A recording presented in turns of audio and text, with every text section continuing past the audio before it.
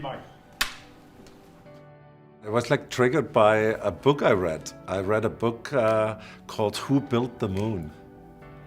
And I kind of was so fascinated by it. And it like kind of pretty much like how it says, moon is not like a natural object. And I think that was a great idea for a movie. And then I kind of thought, well, what happens if this object would fall down to Earth and we have to deal with it? And that's how the movie, in a way, the first inkling of a movie idea always starts. You know, you find a really fascinating idea which fascinates yourself. And then it took like pretty much 3-4 years to 5 years even to get the right script.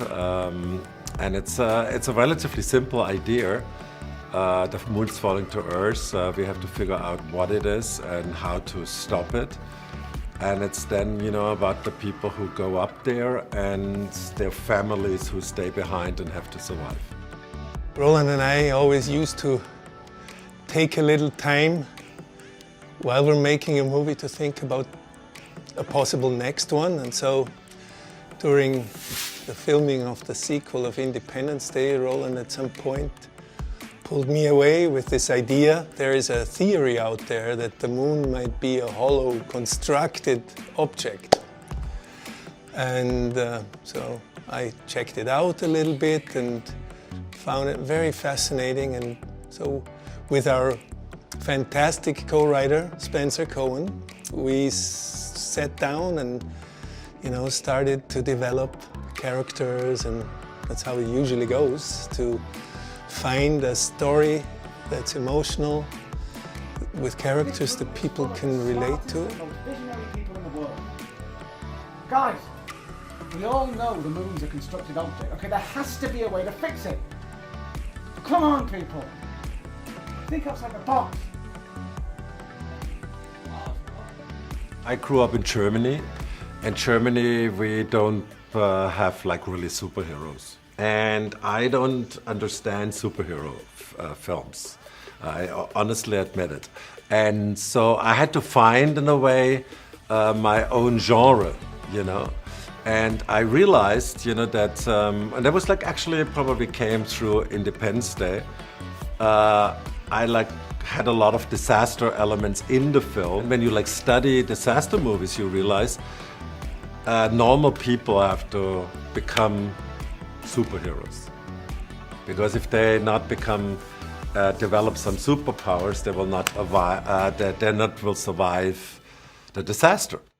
It usually starts with a screenplay, with a script, and there you can write just little things like unimaginable imagery you've never seen before of devastation and gravity events and gravity waves, and everything is going crazy.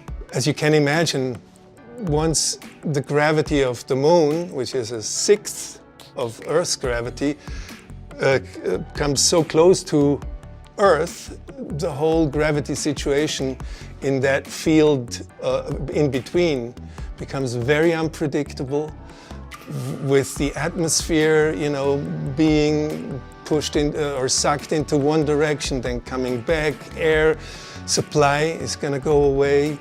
Gravity is going to be unpredictable. Not just, you know, things starting to float, but it's also, you know, pulled from the sides, pulled through weather, wind, and, you know, also tectonic problematic situations, to say the least. And so this was like an opportunity to actually come up with things we've never seen before.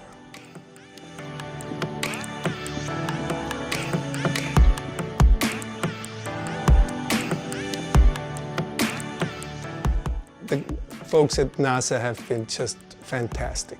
Like when they read the script, they just understood what kind of movie this is, and I just feel they wanted to be part of the epicness and of the fun and of the, as I said, the spirit of the mission. Obviously, once they open their doors, makes a huge difference for, you know, stock footage and logos and believability and just the whole scientific team they provided us with, and that was just a wonderful collaboration. The idea of this film is like naturally very, very fantastic, and because it's so fantastic, you want to kind of, you know, give it, you know, like a lot of believability, and the believability comes from science. And, you know, the more like naturally you research, the more you can like kind of give the people you know, some sort of like a basis, you know, that people can believe in it. And we went to great lengths, you know, to talk to a lot of people, but at the end, I'm always like say, well, it has to work for the story. And so it's a mix between, you know, like kind of fact and fiction.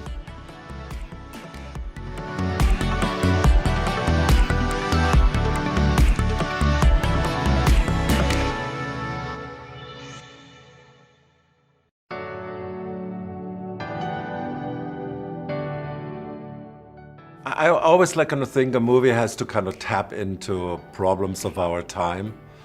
And I think this movie heeds a big warning against we should be very careful with artificial intelligence, and we should you know, keep our planet intact.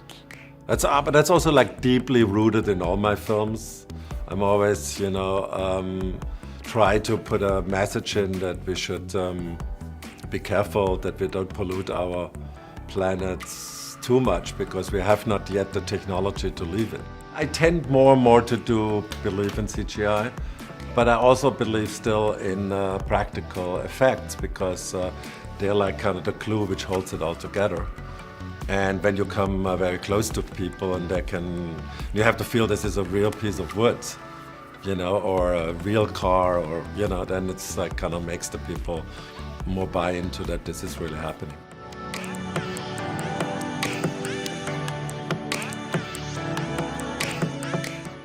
When we first started this project, we had many chosen locations, and after we were shut down because of the pandemic, certain locations were no longer available to us.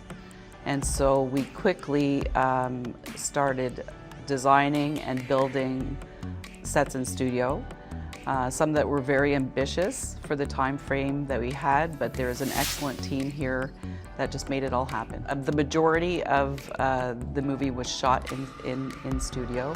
There was amazing designs, a brilliant team of art directors and set designers that created the spaces that did look authentic and real, so that we could bring in our dressing and make it a whole world. It's highly packed with special effects, so it's very exciting. Lots of challenges. Every second page was another effect, another gag to be prepped and shot, so it was quite nice to read that kind of script. It was exactly what I was expecting from Roland. Large effects like huge tip tanks, zero-G rigs for space, riot scenes with burning semi-trucks. It was very challenging, and every time I would ask him, is this a live effect or are we going VFX? You know, every time he wanted some live action, and that gives them a very solid base for building the visual effects around, and it was well appreciated to have the opportunity to do all those live effects on set. Brian, we're going too slow. Turn around, he's actually floating. This is awesome. For the Endeavour spaceship, there are a lot of wonderful images that already exist, thank God, and we were fortunate enough to get a mock-up that had been done that was just sitting all by itself, lonely, waiting for somebody to take it to Montreal, and we altered it to make it camera-friendly and embellished it and wired it up, and that's what we based the Endeavour on the Endeavour. The other spaceships were set designs that took months and months of study and building components and then deciding which type of bells and whistles went into that to create a really fantastic looking ship. We were working with construction, our department, to fabricate these shuttles. They had to be modular to wire all the walls so we could shoot within the shuttle. They were not that big. And then we had to motivate these shuttles so that we could create vibration. We could tilt them up to a launch position.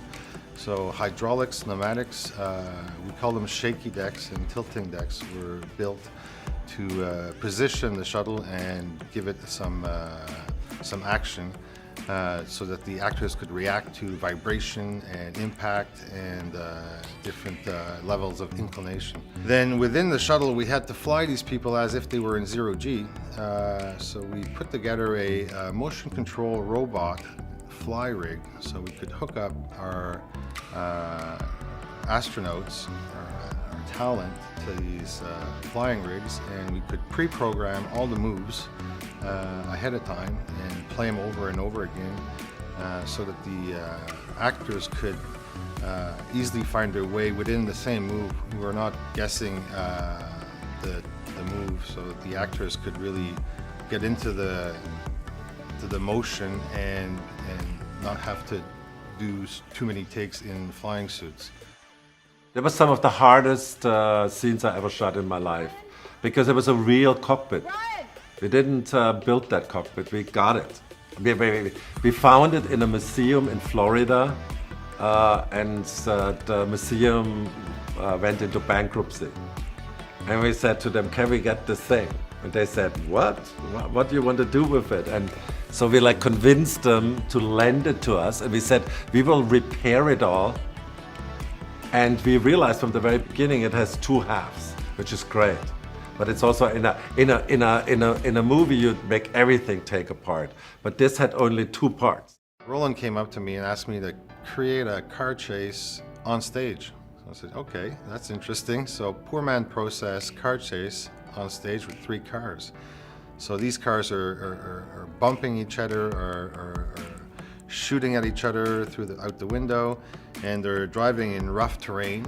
And okay, I said, let me see, how can I do that? You can put these cars on casters, but they won't be shaking and they won't be able to move sideways. So we decided to put the cars on air skids. Basically, we had some hovercraft technology platforms with actuators that could shake the cars, and we could move all these cars around with hydraulic winches. And this allowed us to create a very realistic chase with all the motion of the vehicles going up and down and hitting each other and shaking. It's been a really challenging experience to work on a Roland film. It's been epic. There was a lot of shared ideas between us. A little bit difficult during the pandemic, everybody in masks or on Zoom meetings, so you don't have the, the direct contact that you normally would. There was improvisations on every set. I would dub it the morning marathon, where I saw Roland walk in, and it was set, lighting, actors, and we made changes, and every time that we made changes or subtle adjustments, it was perfect, and you could see it, so he has a great eye, and it was a fun marathon. Phenomenal behind the scenes I've got here for Moonfall, directed by Roland Emmerich. I love his past disaster films. One of my favorites is The Day After Tomorrow and the original Independence Day, but I love all of his practical effects and VFX work and combining them together and everything like that. But what was great about this behind the scenes here is knowing how they were able to compromise with their production and everything that has been going on with the pandemic, and adjusting and using technology to fill in the gaps, which is kind of interesting. interesting, you know, having a house and then a whole green screen behind it, or a chase scene where everything that's being touched by the actors and everything like that is practical, and then everything else is VFX, and then everything around it would be VFX. So let me know down in the comments down below if you enjoyed this behind the scenes. Are you a fan of Roland Emmerich like I am? Is there a Roland Emmerich movie that that nobody knows about that you like myself? He did do a Godzilla film, which was one of my favorite films, obviously until this one came out. But that was in 1998, before a lot of these big disaster movies was even a thing. So he was able to use a lot of practical effects and everything like that, and use them wisely to tell his story. So I love seeing all that here. Let me know if you enjoyed that as well. Go ahead and hit the like button, subscribe button, and don't forget to check out these 2 videos here. Also, Jackass Forever is out, and I do have a making of for that out as well. So I'll see you here next time. Later!